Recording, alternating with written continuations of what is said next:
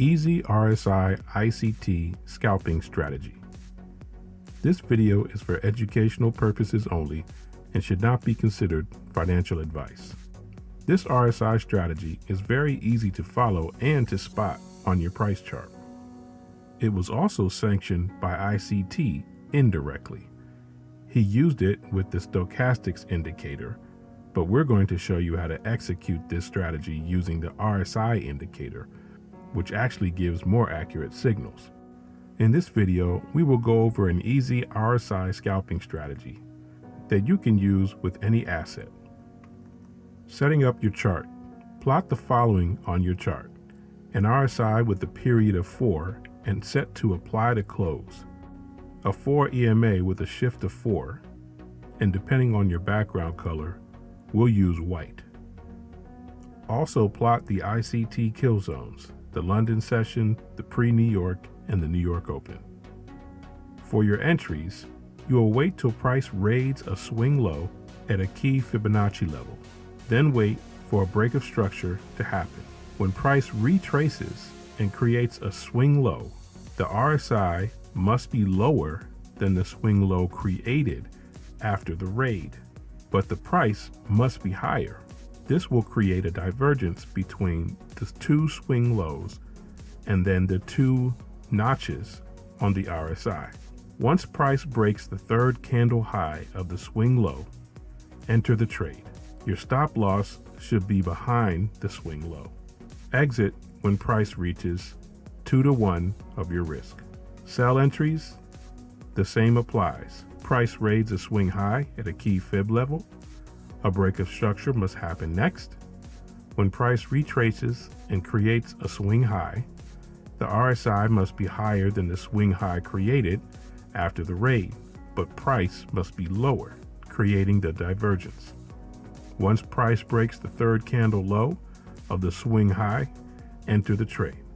The stop loss is behind the swing high and exit when price reaches 2 to 1 of your risk.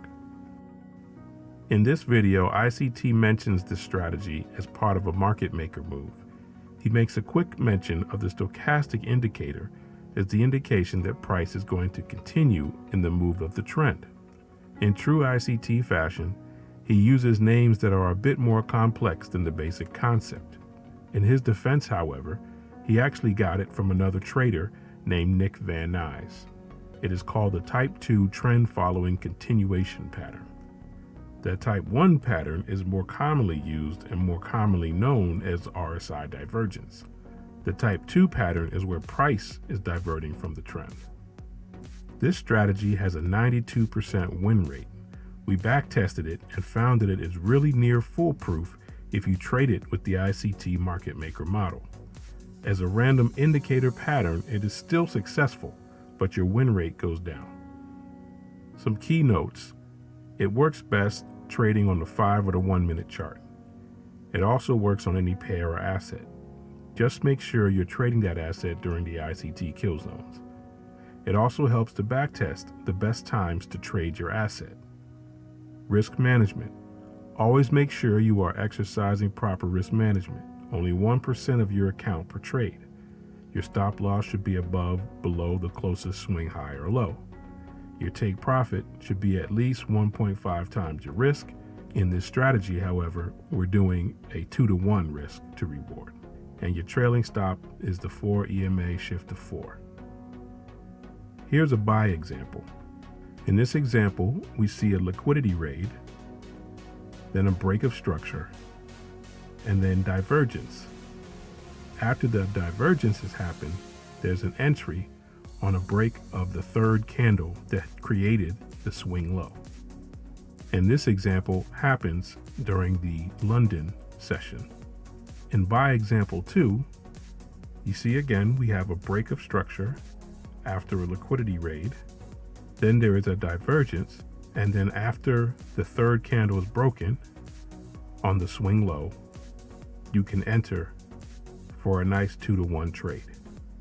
In this sell example, we have a liquidity raid, then there is a break of structure, price retraces, creates a divergence, and then when price breaks the third candle of the swing high, That is your entry. This happens during the afternoon New York session. In this sell example, we have a liquidity raid. Again, we have a break of structure. Price retraces, creates a divergence with the RSI.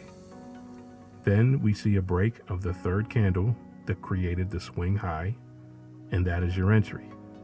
Price did come back against you during this entry, but it did not take out your stop loss, and you got a large risk to reward trade that continued over into the pre-New York session. In the next two examples, we'll show you how these setups occur at key Fibonacci levels. We'll also show you a potential trap that you need to watch for. One of the potential traps is to make sure that price has retraced to 50% of the most recent impulse move. Be sure to draw your impulse from one swing level to the next. In this sell example, we can see how we've drawn a Fibonacci from this retracement down to the swing low, and the extension goes out to the 127 Fibonacci level. That's when price starts to reverse. That extension took out liquidity and is now breaking structure. After price broke structure, it retraced close to the 50% level of the original impulse leg. But as we said earlier, one of the traps to look out for is that you want to make sure that price retraces to 50% of the most recent impulse level. This impulse level is the most recent. We have a swing high created right here, where we can draw a Fibonacci from to the swing low. Price reaches in and goes to the 79% Fibonacci level, and that's when it retraces. And if we move the previous Fibonacci, you can see how price retraced back into the 79% Fibonacci level and then started to move away, broke the 4 EMA. That could have been your cue. But your true entry, according to the strategy, is on this candle. This is the candle that broke the third candle of the swing high. Once that third candle is broken, that is your entry. You have confirmation after price breaks the 4 EMA. Then it continues to the downside. You could draw your Fibonacci from the top of the impulse, but as you see, it does not completely reach the 50% level. In this example, we see that price extends from this impulse retracement all the way down to the 200% Fibonacci level. Then it starts to retrace. We see here there is a divergence. Divergence happens, however, outside of our ICT kill zones, so we won't take this trade. The trade does pan out, however, as we see price break structure, retraces, and then divergence occurs. Price moves away, and then the third candle that creates the swing low is broken, and that is an entry right there. But again, this is outside of our ICT kill zones. If we move ahead, we can see that structure is broken again. However, there was no liquidity taken. You must have a liquidity raid. For this trade, the liquidity raid happened here, so that made this a legitimate trade, all but for one criteria. You could say this is a liquidity raid and a break of structure, but as price reverses, it blows past the 50% level. And this is something that you can see in your notes if you study this enough. Price retraced actually to the 50% of this full impulse. As we look here, this is the impulse, and this is 50%. Price retraced back to 50% here because this liquidity was created. Also to note, even though we did not take this trade here, this is a legitimate swing low because it has a candle left that is higher and a candle to the right that is higher. That is something to pay attention to, because if we look in this next potential example, you will think that liquidity is taken, break of structure, price retraces, but it does not retrace to the 50%. If you said that this was an impulse level because you thought it was a swing low, this is not a swing low. This candle's lower than this low. The swing low, most recent swing low, is right here. If we draw the Fibonacci, price did not reach the 50% level. This is not a legitimate trade, and it kept you out of a trade that would have gone against you. If we look further into the next day, remembering that on a higher time frame, we have reached a key Fibonacci level and should be retracing, we see that price comes back, takes liquidity, and then starts to move to the upside during the New York session. It retraces and creates a divergence. And if we draw our Fibonacci, you should know now that you need to draw your Fibonacci from the most recent impulse.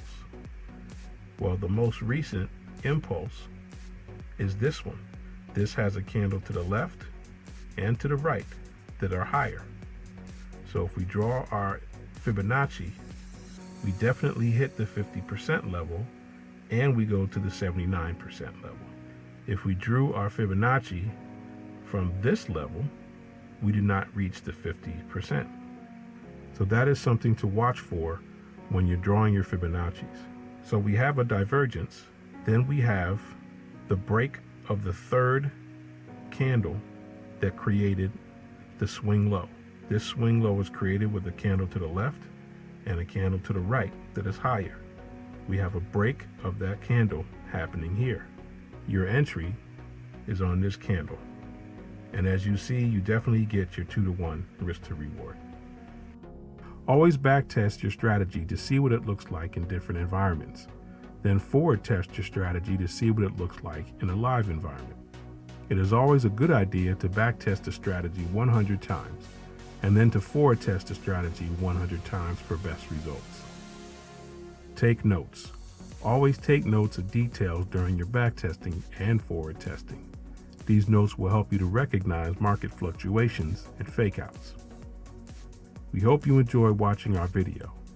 Please like and subscribe for more videos like these.